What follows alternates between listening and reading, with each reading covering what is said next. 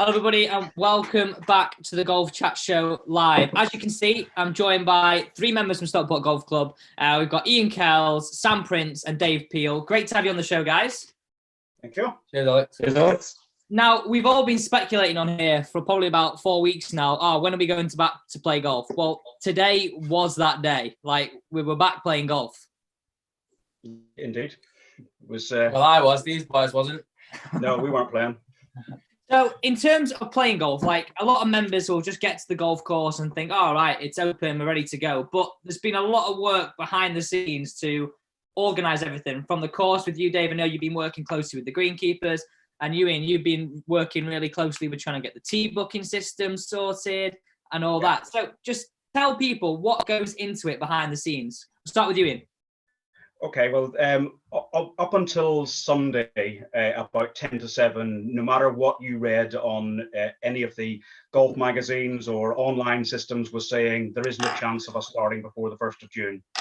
And, you know, if we start before the 1st of June, we will get at least 3 weeks notice on it. And then Boris stood up and said, you can play sport.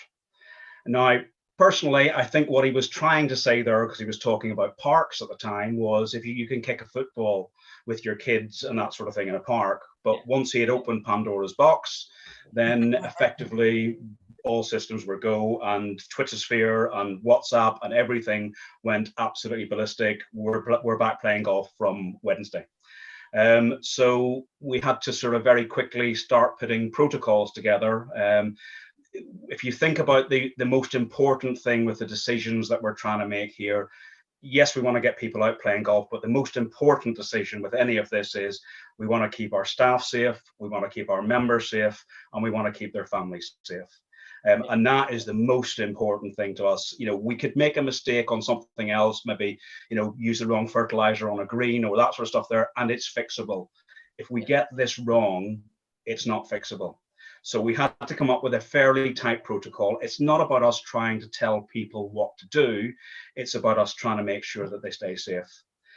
So Monday was a little bit fraught, shall we say, in that I think I started working on the protocol about 4:30, 4:45 in the morning. And by 7 o'clock, we had a protocol together, which was we could start in 1 balls, because that was what the protocol originally said. And then by 11:30, it was, well, you can go in 1 balls and you can have household groups. I've got to stop saying families, household groups. So if you're living together, you could play together. And then whenever the document came out at 2 o'clock, it then had changed again to say, well, actually, you can have 1 other person that's not from your household. So we were then able to go with 2 balls. So that's what we had to do. So we've built that. We're using BRS as our booking system. And the reason for that is twofold. One, it's what the members are used to, but 2, if anybody were to contract COVID after they played a round, then we've got a contact tracing system. I appreciate that people are saying, well, why do I have to book on and why do I have to put my names on? Well, if someone unfortunately gets this virus, and that's what we're trying to stop all the way through this, is then we've got a system in place where we can immediately let people who were around them, with them, know that they need to potentially self-isolate, etc., etc. So that's what we've been trying to do. We've had some fun and games with the getting members to use the booking system. Again, we're not trying to be draconian and tell people what to do. All we are trying to do there is we've got 429 active members, and we've got a maximum of 140 tee slots in a day, 144 tee slots in a day. We're just trying to give everybody a fair crack at the whip. So that's why we're asking people to only have effectively 1 active tee time at any one time. And it's on a rolling 3-day basis. So tonight it's 8 o'clock, Sunday we'll go live. And I might even try and get myself on a tee slot then. Is it mobbed? Are people absolutely going for it? I know when you released the tee times, how many people did you have on there today? Because I know you and Dave didn't play, but Sam did. Yeah, I think we had a couple of, we had one tee time spare, and we had a few 1 balls, but not very many. So probably 130 of the 135 of the 144 available. So 90+% take up, and it will move forward as time goes by. Also, the beauty with having the sort of the 3-day rolling period is that if the government stand up and change the protocols, so if they turn around, for example, Northern Ireland today have announced that when they go to phase 1, you'll be able to meet with groups of between 4 and 6. Mm-hmm. That suddenly then means we can play 3 balls and 4 balls. So we've only got a relatively short period of time where we can change. If we release 2 weeks all on a go in 2 balls, we've either got to undo all them, or we've got to move it. We've got to ask people to rebook again, or we've got to leave it at 2 balls. So it's we've got to be as flexible as we possibly can, but with the overarching rule that we've got to make sure nobody catches this nasty virus. Yeah, and Dave, so behind the scenes, I know we had Rob on, who's head greenkeeper, a few weeks ago, and he was sort of saying, "Oh, don't expect too much." But I was there doing some filming today, and it looked good. It looked really good. Yeah, well, I've been on a couple of. I've walked the course a couple of times, just for exercise really, whilst we've been in lockdown, and I have had a chance to have a walk around with Robert as well, and.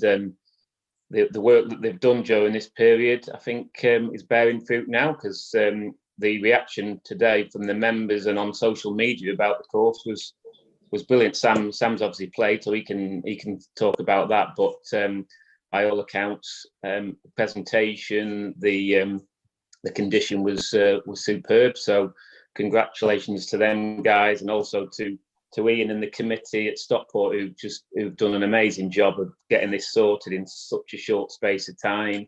The comms that they've sent out and the organisation has been first class. So well done to them guys.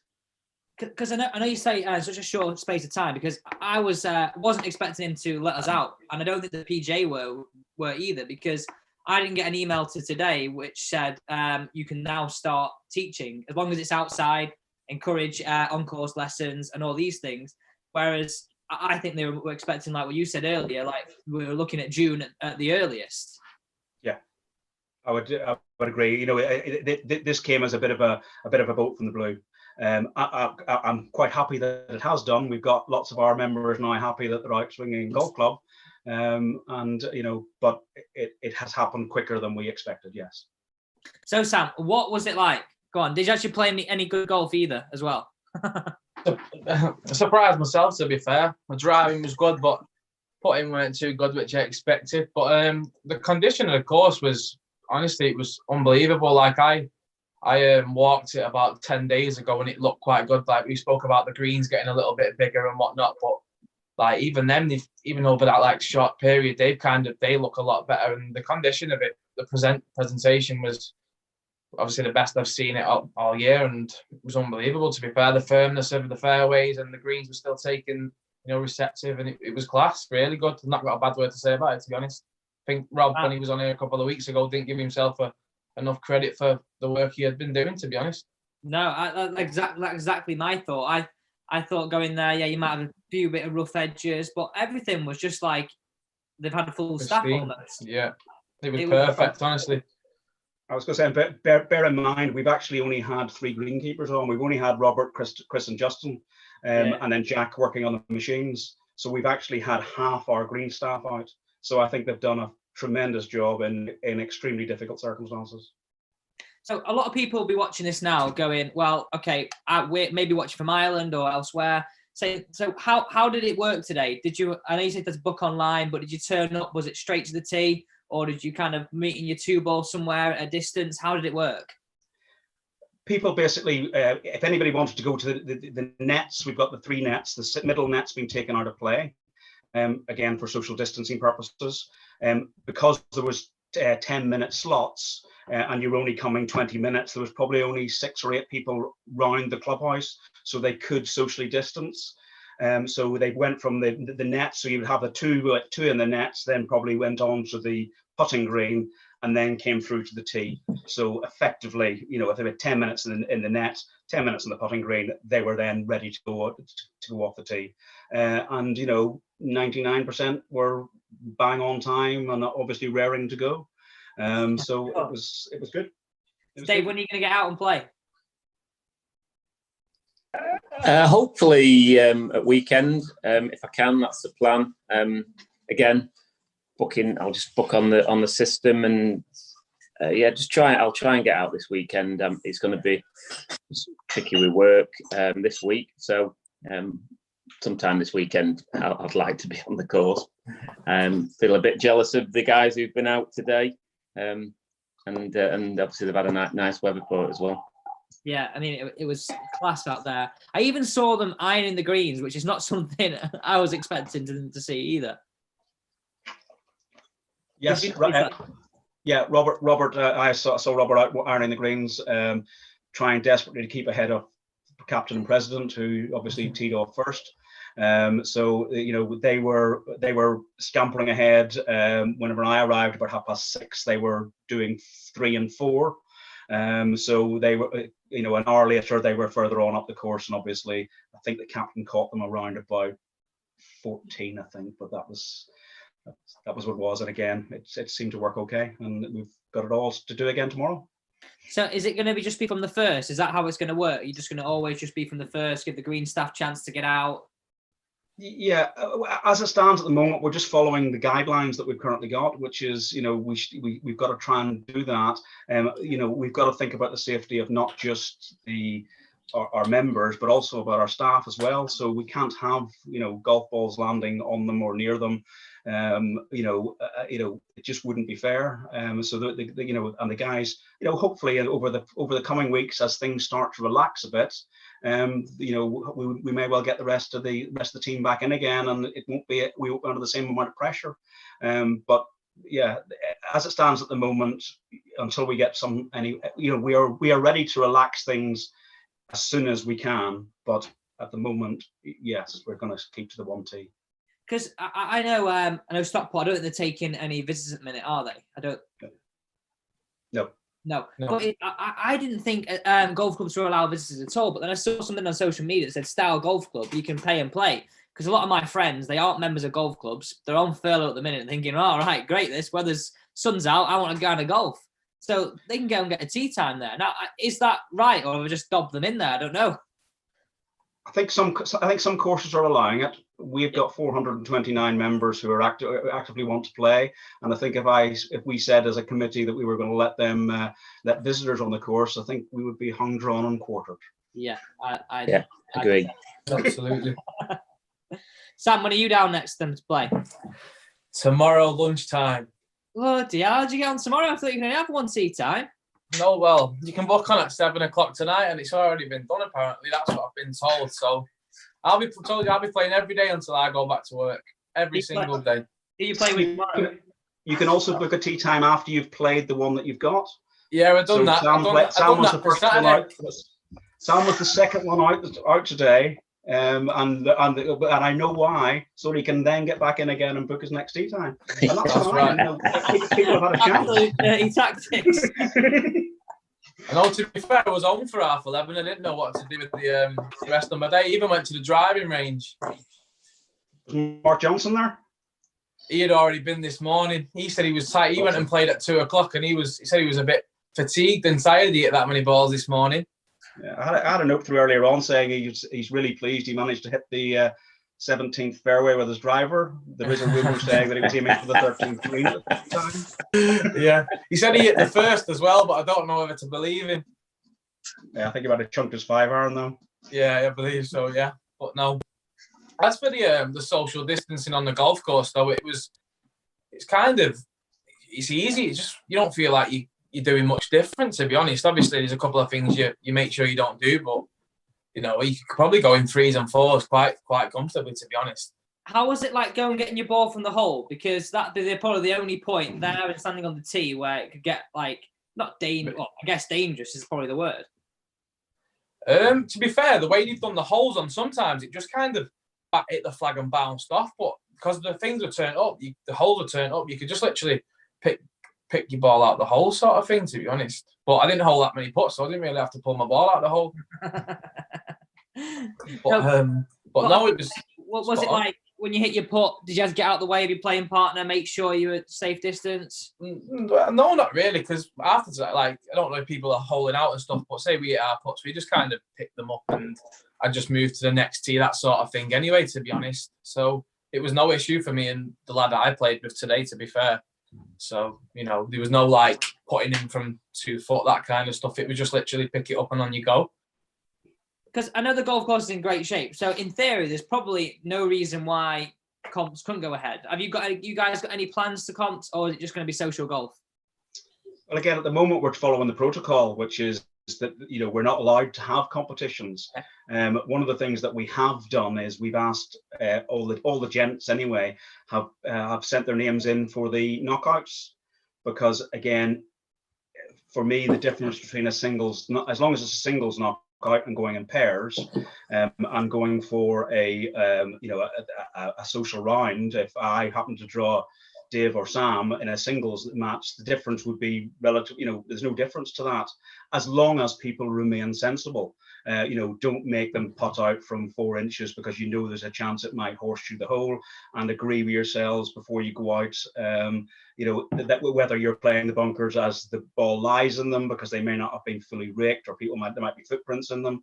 You know, from our perspective on comps and handicaps, we just want a result. So, you know, we will look at trying to do that as soon as we can, but initially we can only play social golf, and you know, at a later stage, if we can draw the knockouts, then we'll definitely draw the scratch, the singles, and the seniors knockouts for on the gents side of things. And I believe the ladies are looking at doing something similar on their side of things. So yeah, we'll try and do that there. Longer term for competitions, I think I'm on version 4 or version 5 of the diary. We're looking at sort of, if we could start 1st of June. Let me think of that right. Yeah, 1st of June. If we could start 1st of July, end of June, 1st of July, then we can get in most of our majors and that sort of thing there. We might have to tweak when they fall. So things potentially like our scratch gold medal might have to go to a Sunday or that sort of thing there. But we can work around that. The thing that obviously is going to not be the same as previous years is we probably won't be allowed to have the clubhouse open at that stage, which means the dinners that go with President's Day and Captain's Day, you know, we're not sure. Again, we've got to be reactive. Yeah. And Dave, what are you thinking about your game? How is that going to fare up? Because I know you've not done any practice at all, or hardly any. How are you feeling about playing the weekend? Well, when I do play, I'm going to just try and sneak on my own when nobody's around, to be honest, because it's probably won't be that pretty. But I'm not expecting anything, to be honest. I spoke to Sam and he said he was hitting it good, and hopefully I'll be pretty similar. Because I was playing quite a bit before lockdown came in. We'd just been playing at Sunningdale in the foursomes, so I'm just getting into the season a little bit. But I'm not expecting anything other than just getting out, a bit of fresh air, getting a few swings, hitting a few balls, and then getting into routine. I think, as Ian said, I think it'll probably ease over time, this as well, over the next few weeks. We're in this for at what the restrictions are at the moment, but going forward, hopefully they'll ease a little bit and there'll be more chances to play and get back to golf as it was before. Yeah, I agree. We just actually got a question in here. Whoever wants to answer it, we all can at this point. Matthew Bennett says, are there any areas where you think a minority of golfers can ruin it for the rest and almost cause courses to close again? Like, would you say, for me, things that I worry about is that I'm hearing like you guys have organised this really well and everybody knows what they're doing, they turn up at the right time. But is that to say every single golf club will be doing that? No. I don't think so. But my biggest worry on all of this is we're in a privileged position. There is a lot of other sports that aren't open, and there will be a certain amount of jealousy that we're allowed to play the sport that we love, and they're not allowed to play their sport. Also, a lot of golf courses have become the exercise yard for a lot of people. So yeah. There are people on courses. The last thing we need to see is a photograph or a video of a group of people standing round on a green having a beer and that sort of stuff there, and causing, because if there is a spike in the virus and that sort of stuff there, and they're talking about localized spikes as well. If there is a spike in the virus and that suddenly goes viral on Twitter or WhatsApp or whatever, we suddenly end up being blamed, or we get sort of that, the privileged golfers can't abide by the rules. So I think there is a possibility of that. Yes. Yeah, and I worry that you're going to get that, because most golf clubs, and even say, for example, golf clubs that don't have a strict membership, for example, like Stockport, like you're going to have places where it maybe just be pay and play, people just turning up, and those golf clubs just wanting the money. And really, once you're paid, go and do what you want, guys. And that's my worry. Yeah, I think people, be joining and making up fours and that kind of stuff. That would be my only concern. Like, obviously, our place is manned quite well. Obviously, it's on the tee and whatnot, and the members kind of look out for everyone everywhere. But I just think like there'd be a few other places, not naming any, but that people will maybe pay and play, will go down with four of them, pay as two balls, and then jump on the second tee and make a four and that kind of stuff. And I think that's what will ruin it for the rest of us if people don't stick to the protocol, to be honest.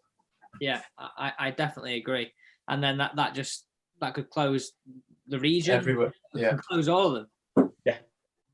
So I know you mentioned that England Golf have been telling you what protocol to stick to. Have they been in a lot of contact with committees of golf clubs, or is it just kind of dribs and drabs? There's been a fair amount of contact with them. The good thing is that English Golf have got together with the RNA and BIGA and various other the PGA and various other organisations, and we had a very an interesting Zoom conference call with a guy called Craig Tracy, who's the MP for Warwickshire. He's got the Belfry in his constituency, and he's the chair of the all-party group in government, and he was very much, look, golf has done the right thing the whole way through. It is one of the sports that can socially distance and has really been banging the drum for us down in Whitehall to sort of say, look, these guys will keep the rules and that sort of stuff there. So we've just got to keep our fingers crossed that golfers follow suit. Yeah, I just hope that they do. Okay, on to a slightly different topic. Handicap system this year. For the people in the UK, this is set to change. And I think a lot of people will be watching this and the handicaps could possibly go up by quite a bit, maybe. Yes. Well, as I say, the World Handicap System for us comes in on the 2nd of November. So there, it is a change. It's a good change. It makes golf fairer, in that, if we've got a handicap at our club and our club course is slightly harder than another course, then you are playing on a level playing field. So that's what it's designed to do. There are sort of three main things that need to happen. Two we've already had done, and one is in the process of being done at the moment, and that's the one that most people are talking about, which is the 8 from 20, your last 8 rounds from 20. The fact that we're actually in closed down at the moment, or not able to play competitive rounds, isn't really going to make that big a difference, because most people will still have 20 rounds of golf between then and January 2018, which is when they can go back to. So it's not really going to make a big difference. Okay. With regards to your question about will handicaps suddenly jump up, they will change, but probably not jump up that much. We in Stockport, so if you understand that there are 3 sections to it, you've got your course rating, which we've had done. You've got your slope rating, which we've had done. What's the difference? By the way, what's the difference? Okay, so the course rating is effectively what we used to call standard scratch. Okay. So it's what does a scratch golfer go round the course in, bearing in mind the length of the holes and where the obstructions are. So that's basically what it is. And if you take our courses, we've got sort of blue, white, yellow, and red for men. So our blue is 71.7, our white 70.8, our yellow 70.3. And if we play a men's competition off the reds, which we can do, it's 67.4. And for the ladies, it's 73.4. So we've already had all that done, and we've already gone the extra stage, which a lot of clubs haven't done. We've already got our cards printed and that sort of stuff there, so they're all ready to go. The slope index is effectively a calculation of how difficult a course is. And what it does is it starts with the course index, how does a scratch golfer play it, and then it looks at what a bogey golfer would play it. Someone playing off around about 11, 12, 13, something like that. And it looks at how difficult the bogey golfer finds it over the scratch golfer. So again, coming back, we've had ours rated already. So our slope rating for the blue course is 137. Our slope rating for the white course is 131, yellow 128, and red 124. And for the ladies, it's 132.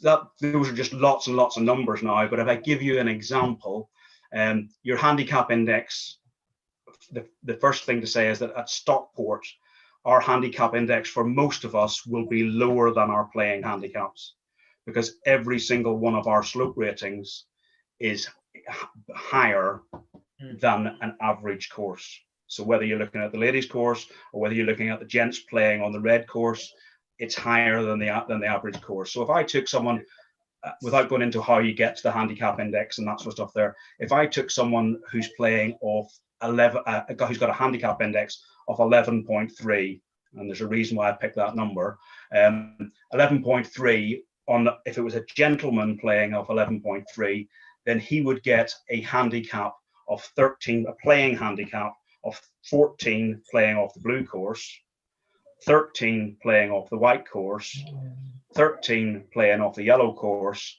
and 12 playing if we played off the red course. And a lady with the same thing, 11.3, would get a handicap of 13. So a gentleman on the red course would get 12, and a lady would get 13. So it is designed to do that there. But if you think about it, when we've played competitions in the past, whether we played it off the white course or the blue course or whatever, your playing handicap will stay the same.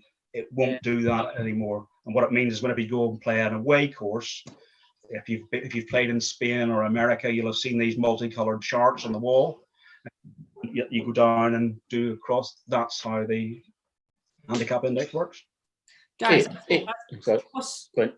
as plus handicap golfers, what do you guys think of the system? Is it better for you guys, or do you think it's just better for, say, a mid to high handicappers? Well, I was just going to say that I was just going to ask Ian that if theoretically if we don't have any qualifiers this summer, which is possible this season, could we know what our new handicaps would be under the World Handicap System? Could we work it out ourselves, or do you actually know what that is? No, we don't. We haven't effectively at the moment. Without wanting to get into too much of the technicality of it, we work on what's called a push system. So we at the club control your handicaps, and we push the results through onto the centralized system.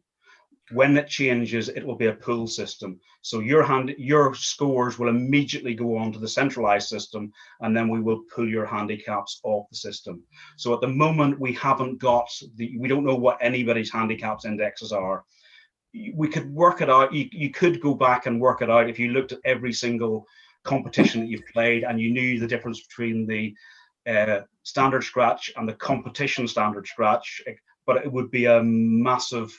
You've then got to go back over 20 rounds, and then you've got to try and pick out your best 8, and then you've got to see if there's any other adjustments allowing. There's going to be a system that will do all this for us, the people like Club V1, what they call service providers, are actually already working on this. So this will come through.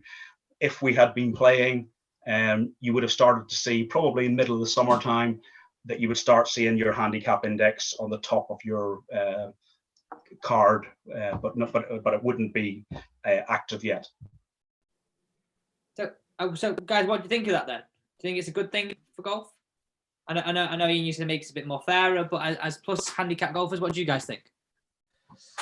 I don't really know enough about it to give my. I've only just got my handicap back, so I don't even know what's going to happen next time. But, no, I'll have to let Pilo answer. I'm just there to play golf, and I let Kelsey figure out my handicap. That'll do me. Right.